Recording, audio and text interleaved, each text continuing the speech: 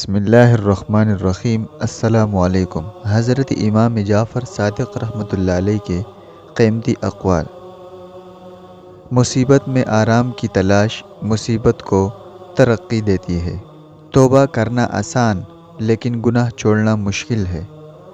دوسروں کے مال کی حرص نہ کرنا سخاوت ہے۔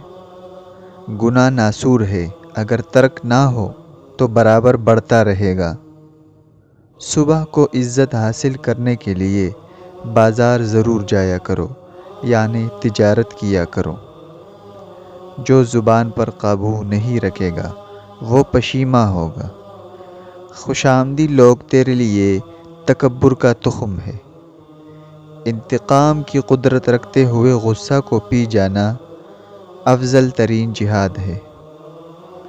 نفس اللہ تعالیٰ کا مخالف ہے اور نفس کی مخالفت اللہ تعالیٰ کی دوستی ہے۔ جو شخص اللہ تعالیٰ سے انس رکھتا ہے اس کو لوگوں سے وحشت ہوتی ہے۔